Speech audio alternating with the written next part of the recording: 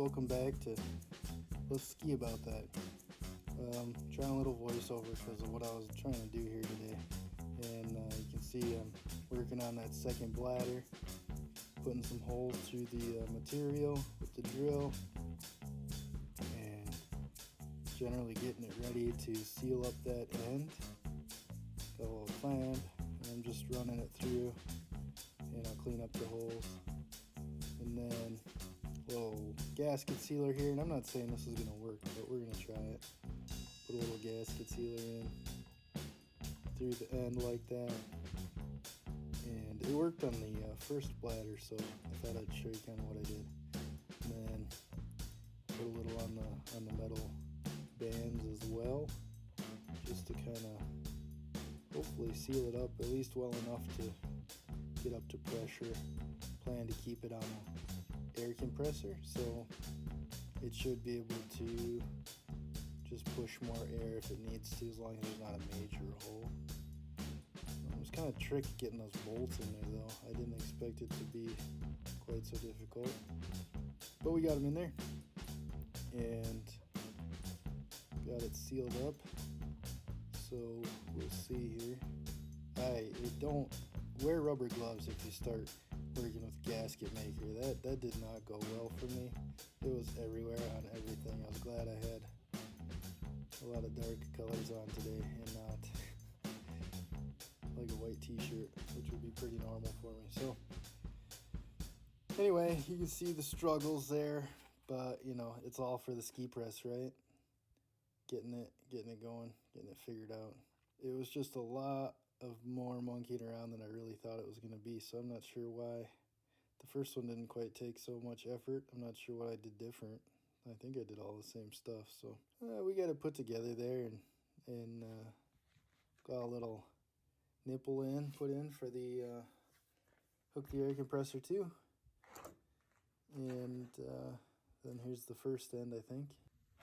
All right, bladder number 2 is sealed up, and we will test it out tomorrow, so maybe I'll put some video in next week. Then I've got this filler in for the press. I put the skis on here just so you could kind of see how big it is. I need to make a form for the top portion through here, and then once I have that, I can start kind of going through how I plan to form skis up. So there's that. So then I've got a few different boots here today, and I thought I'd just touch on those real quick. Obviously, some are kids boots, telemark boot, alpine boot, and then a couple kids boots, but I can still kind of talk about the different things. So with this kids boot 4-buckle, it's actually a really nice boot, and you can get boots like this at a swap meet pretty inexpensive pretty often. See if I can get the angle on that. See that wear? It's not the end of the world, but if it wears out too much on the heel and toe, it won't sit into the binding correctly. So you want to watch for that. But this is a great 4-buckle boot for very small kids. My daughter used it. She's 6. So it's a great boot. 4 buckles, very nice power strap. Stuff you maybe don't need as a kid's boot. As another example, here was a previous boot she had. It is just a little 1-buckle, but this was kind of her first boot right out of the gate. Not too worn out because she wasn't really walking too much. Got a sweet deal on these at the swap meet. I think I paid 6 or 7, 10 bucks for them maybe. So they're kind of cool. They're fun to look at. It's hilarious. Kids are cute in little tiny boots. This is a rear entry boot, and they do make that for adults. You can get a rear entry boot with 1 or 2 straps depending on different brands. They fit like bedroom slippers, but they also ski like bedroom slippers most of the time.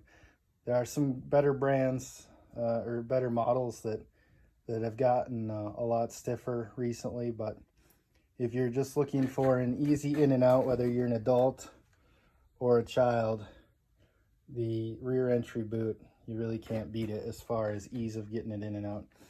This right here, this is more of your typical 4-buckle alpine boot.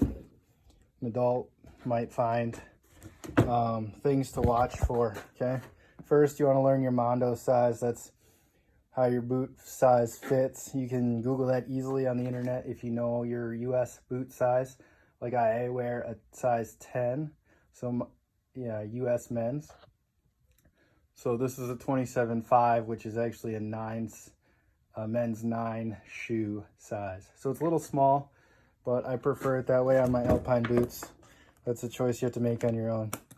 It's labeled a 130 flex. You can get boots anywhere from, well, men's boots, you can get anywhere from like an 80 to a 150 maybe. I think I've seen 150s. And then of course there's race boots that get all kinds of crazy. Now this is a Telemark boot, and I just wanted to show it because it's, you know, maybe you Telemark, maybe you don't. But the interesting thing is, so you can see here, maybe, can we get in there? There you go. You can see the pins here, the pinholes, and that's for those cross-country skis. It's an older type of binding, but it's definitely, if you were trying to get out into the backcountry or something and save a bunch of weight, this is a boot you might consider. It's a 3-buckle. This is called a Bello. This is an old 75 millimeter, so you'll hear it called duckbill sometimes. Good boot though. Used it a lot. Lent it to a few people over the years. They've used it. One thing that starts to happen with these old plastic rubber hybrids is that this bottom piece will start to peel off sometimes. Not a huge deal. You can glue it back in place and keep using it for a little while. Anyway, there's a couple of boots. You can get 2-buckle boots. You can get 3-buckle boots. You can get park boots that strap up a little bit different. And actually they're a little more comfortable for like an all-day skier, potentially, is an option. You could even get a mountaineering boot and step into an alpine binding. And those would be like the most comfortable if you had to be at the hill all day and outside and in and out and stuff. So you could go that route. What else? Oh, I've got ski in a box. Hold on a second. So check this out. This was basically a ski in a box right here.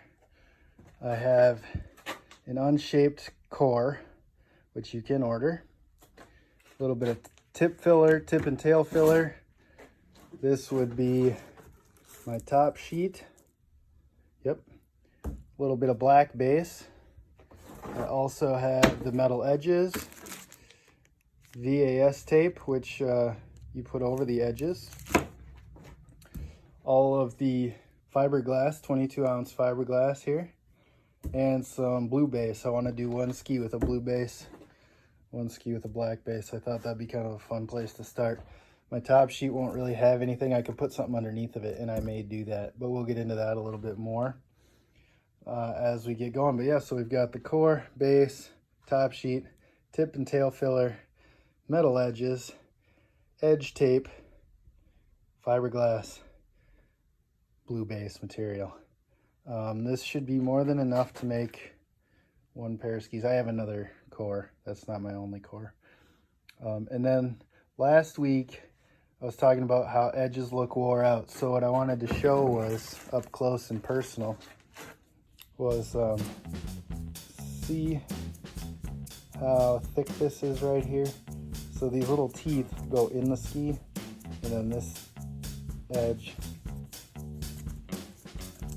right there, that's your actual metal edge that you see. Yeah, this is all splotchy like that because it was sandblasted. That way when you epoxy it into your ski, it grabs a little better. So that's why it's not shiny. That comes through in final shaping. So we'll get into that a little bit in the future when I get that far. But I want to show another ski here. Okay, so on the right is still my sandblasted edge for the new ski, and then on the left is an edge that's running out of life. There's not too many tunes there left with the machine. Like I mentioned last week, if you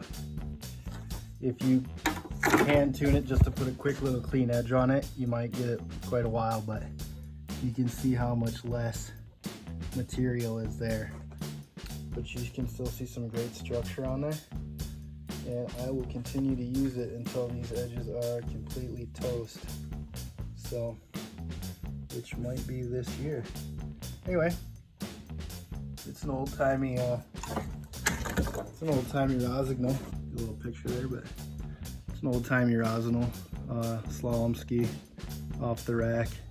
Nothing special, no secret sauce there. So anyway, thanks for watching and tell your friends.